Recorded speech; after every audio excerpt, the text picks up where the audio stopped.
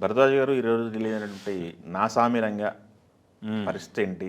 అక్కినేని నాగార్జున గారు చాలా రోజుల తర్వాత స్క్రీన్లోకి వచ్చారు. గోస్ట్ ఒకటి అంతవరకు మిక్స్డ్ రిజల్ట్స్ వచ్చినాయి. ఈరోజు నా సామిరంగా పండగ రిలీజ్ చేశారు. దాన్ని చూసిన తర్వాత మీ అభిప్రాయం ఏంటి? అంటే నాగార్జున వ్యూహం వర్కౌట్ అయినట్టుగానే అనిపించింది సినిమా. ఆయనకి దాదాపు 2 చేదు అనుభవాల తర్వాత వచ్చిన సినిమా ఇది. వైల్డ్ డాగ్ అని ఒక సినిమా చేశాడు ఆయన. అవును, పూర్తి వైలెంట్గా. తర్వాత ఘోస్ట్ కూడా అదే తరహాలో నడుస్తుంది. అంటే ఒక రకంగా ఆయన యాక్షన్ సినిమాలు, స్టైలిష్ యాక్షన్ తన మీద వర్కౌట్ అవుతుంది అనేది ఒక నమ్మకానికి గురయ్యాడు ఒక టైంలో. ఆ రిజల్ట్, ఆ 2 సినిమాల రిజల్ట్తో పూర్తిగా వెనక్కి వెళ్ళాడు. వెనక్కి వెళ్ళి రూరల్ బ్యాక్డ్రాప్లో సినిమా చేద్దాం, గ్రామీణ నేపథ్యంలో సినిమా, కొంచెం సంక్రాంతి, అంటే సంక్రాంతికి రిలీజ్ అయ్యే టాపిక్కే తీసుకున్నాడు ఆయన. దీనికి ఒక మలయాళం సినిమా మాతృక ఉంది. దాన్ని సంక్రాంతి నేపథ్యము, అలాగే పల్లె నేపథ్యం, తెలుగు నేటివిటీ పల్లె నేపథ్యం, ఈ 2 తీసుకురావడానికి చాలా మార్చుకున్నారు. కీలకమైనటువంటి పాయింట్స్ మాత్రమే తీసుకుని ఈ డిజైనింగ్లో చాలా కష్టపడ్డారు, టైం తీసుకున్నారు, స్క్రిప్ట్ మీద చాలా వర్క్ చేశారు. ఈ పనిలో ఇప్పుడు బెజవాడ ప్రసన్న కుమార్ ఒక్కడే కాకుండా, డైరెక్టరు బిన్ని మాత్రమే కాకుండా సీనియర్ రైటర్లను కూడా వాడారు. సత్యానంద్ గారు కూర్చున్నాడు ఈ స్క్రిప్ట్లో. ఓకే, వీళ్ళందరూ కూర్చుని మొత్తానికి దానికి అంటే ఒక సక్సెస్ సినిమాకి ఉండే కళ అయితే తీసుకురాగలిగారు. థియేటర్లో కూడా, అంటే ఈ మధ్యకాలంలో అక్కినేని కుటుంబానికి విజయం ముఖం చాటేసింది. అవును, పిల్లల సినిమాలు కూడా కస్టడీ ఆడలేదు, ఏజెంట్ కూడా చాలా ఇబ్బంది పెట్టింది వాళ్ళని. అవును, పైగా పాన్ ఇండియా మార్కెట్లోకి ఎంటర్ చేద్దాం అనుకున్నారు అతన్ని, అఖిల్ని. అది వర్కౌట్ అవ్వలేదు. ఈ పరిస్థితుల్లో ఎట్టి పరిస్థితుల్లోనూ 24లో మనం విజయపథంలోకి వెళ్ళాలి అని ఒక టార్గెట్ కూడా ఫిక్స్ చేసుకున్నాడు, ఒక బాధ్యత.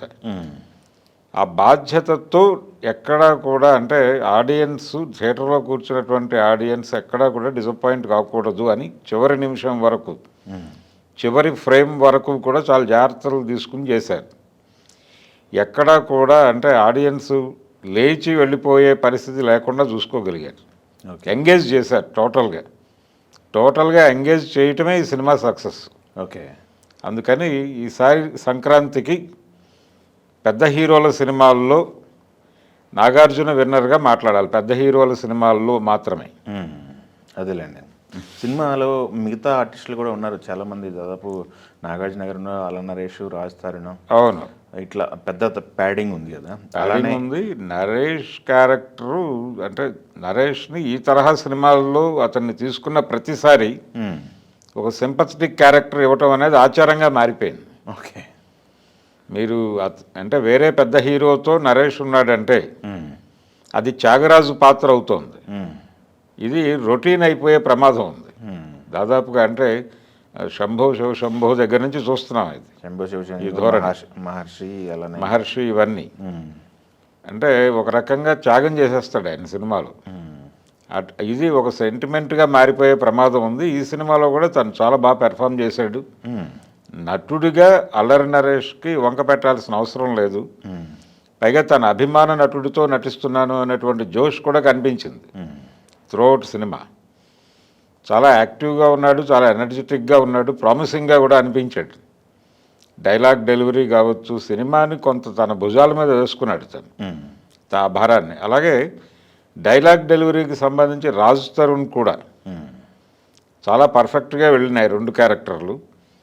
వాళ్ళిద్దరూ మాత్రమే కాదు, అసలు సినిమాలో టోటల్గా ప్రతి ఒక్క ఆర్టిస్టు చాలా బాగా పెర్ఫామ్ చేశారు. బిన్ని కొత్తగా ఫస్ట్ టైం డైరెక్షన్ చేశారు కదా. అవును, కొత్త డైరెక్టర్ డైరెక్ట్ చేశారు కాబట్టి అది కూడా ఎక్కడ మీకు కొత్త అనిపించలేదు. చాలా ఎక్స్పీరియన్స్డ్ డైరెక్టర్గానే అనిపించాడు తను. అంటే అనుభవం ఉంది, సపోర్టు, చాలా బలమైన సపోర్టు తీసుకున్నాడు. కొత్తగా ఆలోచిస్తాడు, కొత్తగా ఫ్రేమ్ పెడుతుంది అనే ఉద్దేశంతోనే పెట్టారు అతన్ని. యాక్చువల్గా ఈ సినిమాకి ఒక దశలో ప్రసన్న కుమారే డైరెక్ట్ చేస్తాడు అనే మాట కూడా వినిపించింది. అయినప్పటికీ సడన్గా ఇతని పేరు తెర మీదకి వచ్చింది. మధ్యలో అసలు ఈ ప్రాజెక్ట్ డ్రాప్ అయింది అనే మాట కూడా వినిపించింది. కానీ అదే సినిమా అంటే ఆ మలయాళం సినిమా రీమేక్, పైగా రీమేకులు కలిసి రావట్లేదు ఈ మధ్యకాలంలో.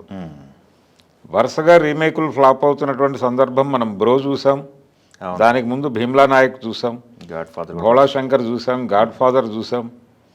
ఏ రీమేక్ వర్కౌట్ అవ్వట్లేదు ఈ మధ్యకాలంలో. కారణం ఏంటంటే రీమేక్ అనగానే వెంటనే ఫోన్ తీసి ఏదో ఒక ప్లాట్ఫామ్ మీద ఆ సినిమాని క్యాచ్ చేసి చూసేస్తున్నారు.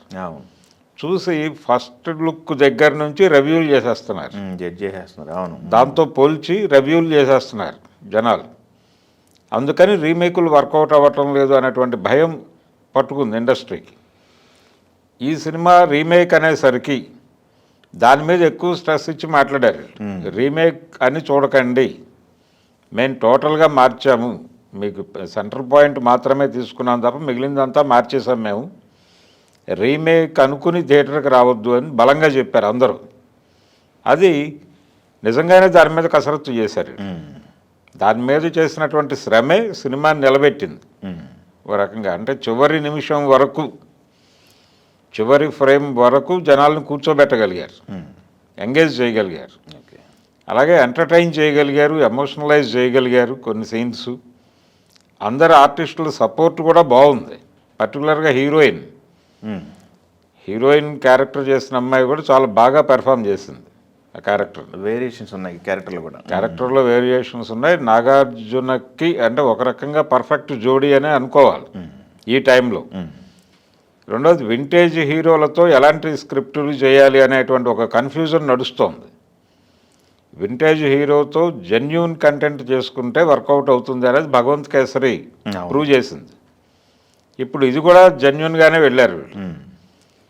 అంటే ఒక 10 ఏళ్ల గ్యాపు, అంటే ఒక డైలాగ్ ఉంటుంది, కొంచెం ఇవాడికి నెరిసినట్టుంది తల అనే డైలాగ్ హీరోయిన్తో పెట్టారు. పెట్టి రంగేసుకోమంటున్నాం మేము, అయినా గారు వద్దంటున్నాడు.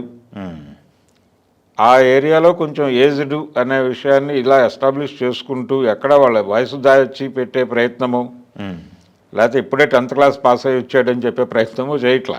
అవును, గతంలో జరిగేది అలాంటి ప్రమాదాలు.